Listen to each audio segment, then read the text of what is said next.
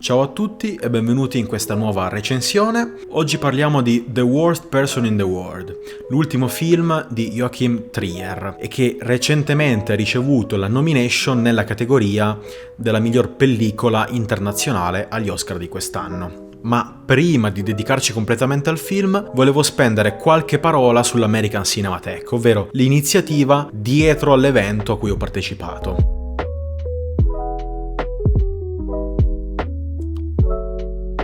Dunque, l'American Cinematheque è un'iniziativa indipendente no profit situata a Los Angeles che si occupa di organizzare proiezioni restaurate di film storici e anteprime di nuove uscite in cui spesso vengono inclusi dei Q&A, degli interventi con i registi e gli attori che hanno realizzato i film in questione. Nel mio caso era presente all'Aero Theater Paul Thomas Anderson in veste di moderatore. Paul Thomas Anderson che, ricordiamolo, è il regista di film come Il Petroliere, The Master o il più recente Licorice Pizza. Anderson si trovava lì quindi per moderare il Q&A con il regista Joachim Trier e l'attrice protagonista Renate Reinsve, entrambi in collegamento da Oslo. Durante la discussione di circa un'ora, i tre hanno parlato per lo più della realizzazione del film, a partire dai continui rinvii causati dal Covid, e il Q&A si è poi concluso con alcune frecciatine ironiche di Anderson nei confronti dell'Academy per non aver incluso l'attrice tra le migliori interpretazioni femminili di quest'anno. Ma dopo questa parentesi veniamo al film.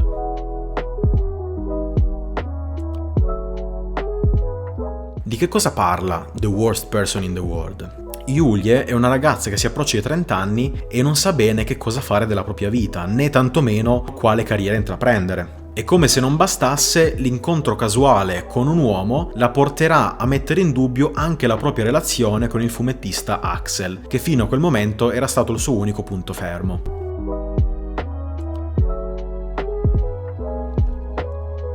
Ora, con una premessa del genere, molti di voi avranno pensato che si tratti di una commedia romantica, magari anche piacevole, ma comunque la solita commedia romantica vista e stravista. Ecco, non è così, perché The Worst Person in the World è un film molto più complesso, che racchiude 3 tematiche, 3 film diversi al proprio interno. Ha senza dubbio alcuni elementi della classica commedia romantica, ma è anche un coming of age, ovvero una storia di formazione, e soprattutto un film generazionale, ovvero che si rivolge ad una generazione, ad una fascia d'età molto specifica, cioè i millennials in questo caso. L'elemento formativo sembra quasi fuori posto nel film, perché Julie, la protagonista, inizia il proprio percorso laddove i personaggi delle classiche storie di formazione finiscono, ovvero l'età adulta. Vediamo infatti la protagonista cambiare costantemente facoltà universitaria, quasi come una ragazzina che cambia colore dei capelli per trovare se stessa.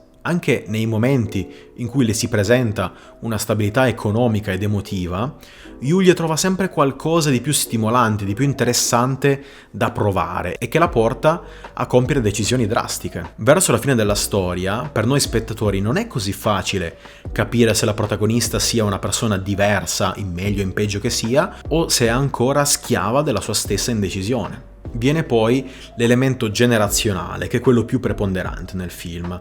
Sentiamo termini come Me Too, mansplaining, femminismo di terza ondata, depressione causata dal cambiamento climatico, e Julie stessa fa parte di quella generazione che sta per compiere 30 anni e si sente oppressa all'idea di doversi realizzare sia a livello lavorativo che familiare proprio entro quell'età. Vi è in particolare una scena in cui Julie, al proprio compleanno, si sente inferiore alla generazione della propria madre e della nonna, che alla sua età avevano già 3 figli, erano già divorziate, erano già donne vissute, e ripercorre tutto il suo albero genealogico fino ad arrivare a quei secoli in cui 30 anni era addirittura l'aspettativa di vita media per le persone.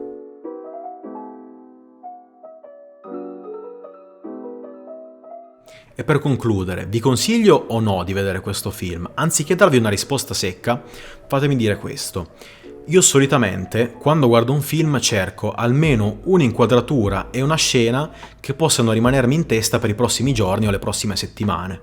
Ecco, The Worst Person in the World non solo ha una bellissima inquadratura che potete vedere parzialmente anche nella copertina, ma non ha solo una scena memorabile, ma ne ha ben due, ma due grandissime scene memorabili che adesso non vi descrivo perché dovete assolutamente vederlo. Fate carte false, prendete dei biglietti falsificati, andate a vederlo in Norvegia, ma vedetelo davvero. Ora, io ho finito di parlare e quindi tocca a voi. Se la recensione vi è piaciuta, non dimenticate di mettere mi piace e iscrivervi al canale e ovviamente condividere il video con gli amici. Se invece non vi trovate d'accordo con qualcosa che ho detto o con tutta la mia recensione, fatemelo comunque sapere nei commenti perché sono molto curioso di sapere la vostra opinione. Io vi saluto e ci vediamo alla prossima recensione.